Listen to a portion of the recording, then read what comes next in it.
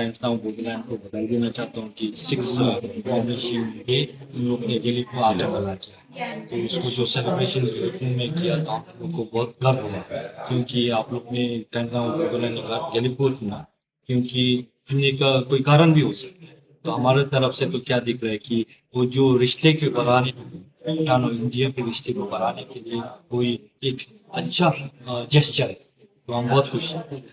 और दूसरा तो क्योंकि आज आज तक टाइम्स नाउ बोडोलैंड ने जो भी काम किया बहुत अच्छा काम किया, तो उसके लिए बधाई देना चाहता हूँ। खास तो जब से टाइम्स नाउ बोडोलैंड आया है तो बोडोलैंड के लिए बहुत बहुत पब्लिक इंफॉर्मेशन, पब्लिक की सेवा के लिए, और उन लोग का टैगलाइन है with for truth for ever.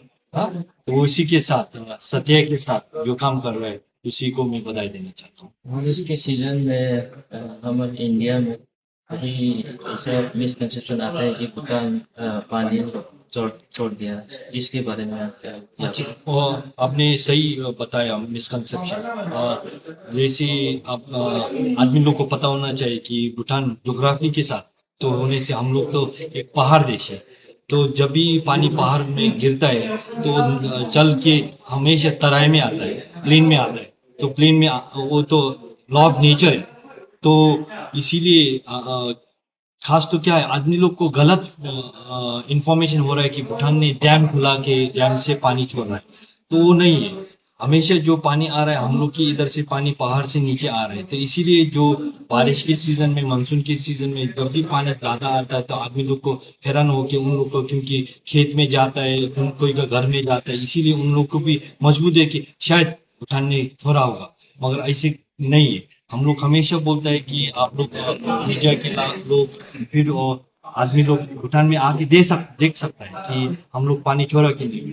खास तो और दूसरा क्या पता होना चाहिए आदमी लोग को, जब भी हम लोग का हाइड्रो पावर से पानी छोड़ेगा तो पहले नुकसान तो भूटान को ही होगा, इंडिया को नहीं होगा। तो इसी के साथ जो भी गलत फहमी है तो वो उसको दूर करना पड़ेगा। तो इसी के साथ तो मीडिया का भी बहुत हाथ होता है, आप लोग का एक रिस्पॉन्सिबिलिटी होता है, फिर भी एक रिस्पॉन्सिबिलिटी हम लोग सब जो लीडर लोग हैं उन लोग को वो गलत फहमी दूर करने के लिए सब जगह में वही बोलना पड़ेगा।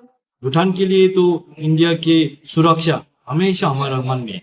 तो जब भी कुछ होता है हम लोग हमेशा इंडिया के साथ ही जो मिल के काम करते हैं, जैसे पहले भी हम लोग बहुत किया। तो जैसे हम लोग का जो हाइड्रो पावर है, वो जो इसके तरफ वो जो जब भी पानी छोड़ता है तो उसको हमेशा अलर्ट होता है। तो जो पानी सीजन के में तो पानी बढ़ता ही बढ़ता है, तो हम लोग कुछ नहीं कर सकते। तो इसी के साथ आप देखिए, एक तो हम लोग क्या काम करना पड़ता है कि अभी जो नदी के पास या पहले के जैसे देखा बहुत सेटलमेंट हुआ है, बहुत आदमी लोग आके बैठे हैं, तो उसमें घर बनाया उस, तो हमेशा जो पानी जाएगा उस जगह से जाने से वो उसको तो नुकसान आएगा ही आएगा। और दूसरा ये कि अब लोग डेवलपमेंट के साथ और सेटलमेंट के साथ बहुत पेड़ पौधे सबको तोड़ रहा है ना, काट के सबको बहुत हो रहा है। जैसे हम लोग पार्क में भी देखिए आप लोग के उधर भी अभी जो रेमोले के पास में भी अभी बहुत साल का जो काट के बहुत स्मगलिंग हो। तो ऐसे होने से बॉर्डर में ऐसे ज्यादा होने से तो वो पानी नहीं रुक सकता, तो पानी तो चलेगा ही चलेगा।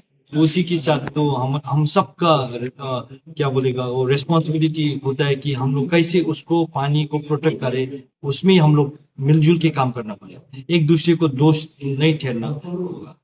वैसे तो क्रिकेट साल में एक बार होता है, इंडो भूटान फ्रेंडशिप बॉर्डर। इस बार फुटबॉल की सीजन आया है, फुटबॉल के बारे में कुछ सोचा है क्या? हाँ, फुटबॉल ऐसे हम लोग अलग अलग करके, जैसे जेलीफू में हम लोग क्रिकेट को थोड़ा, क्योंकि हम लोग का इधर इंटरनेशनल क्रिकेट ग्राउंड है, इसीलिए इसको थोड़ा हम लोग बढ़ाने की कोशिश करें। मगर जब फुटबॉल के लिए तो हम लोग का जो ग्राउंड है, अभी इस ग्राउंड में दूसरा प्रोग्राम भी बहुत चल रहा है, इसीलिए हम लोग को इधर ऑर्गेनाइज नहीं कर सकते। जैसे भी हम लोग का इधर अपना लोकल टूर्नामेंट भी हम लोग नहीं कर सकते, मगर हम लोग का कोशिश चालू रखेगा कि आने वाले साल में हम लोग कुछ बड़ा फुटबॉल प्रोग्राम भी करें। मगर दूसरा ये तो जैसे आप लोग का कोकराझार में और डुरान का बहुत नाम कमा रहा है, तो उसमें तो हम लोग देखता है कि अभी हम लोग का जब डुरान का देखने जाते हैं तो आप लोग का कोकराझार का वो स्टेडियम का जो फैसिलिटी है, जिस मुकाम में आप लोग को पहुंचा है वो बहुत बड़ा है। तो हम लोग तो इधर अभी इतनी इतनी फैसिलिटी नहीं दे सकते, उस लेवल में नहीं पहुंचे, तो उसमें हमको उसको तैयारी करनी। मगर हम लोग बीफा की तरफ से हम लोग एक ये आने नवंबर में हम लोग एक बॉर्डर फेस्टिवल करके, भूटान इंडिया फ्रेंडशिप के एक बॉर्डर फेस्टिवल करके एक 3 दिन के प्रोग्राम ऑर्गेनाइज करेंगे। तो उसमें खेला भी होगा और उसमें व्यापारी भी होगा, उसमें कल्चरल प्रोग्राम भी होगा। तो हम लोग वही कोशिश है कि हम लोग दोनों देश के बीच में कैसे ज़्यादा हम लोग रिलेशनशिप बढ़ाए, इसको मजबूत कैसे बनाए, इसको गहरा कैसे बनाए, हम लोग का सिर्फ मकसद वही है। क्योंकि जब भी आदमी लोग को पता होना चाहिए कि भूटान और जो खास बोडोलैंड है, असम है, वो हमेशा एक दूसरे की भलाई देखना पड़ेगा। जो अभी हम गेलीफू में जो नया जो योजना आया है, जो राज्य का दृष्टि है, वो गेलीफू माइंडफुलनेस सिटी बना रहा है, उसको ही हम लोग आगे बढ़ाना चाहिए। तो उस आगे बढ़ाने के लिए वो उस जब आगे बढ़ाएगा तो वो बोडोलैंड के आदमी लोग को, असम के आदमी लोग को उसके फायदा होना पड़ेगा। तो उसी फायदा आप लोग कैसे दे सकते हैं, उसमें हम लोग चर्चा करना होगा। उसमें हम लोग मिलके कैसे काम साथ कर सकते, उसमें हम लोग डिस्कशन होना पड़ेगा।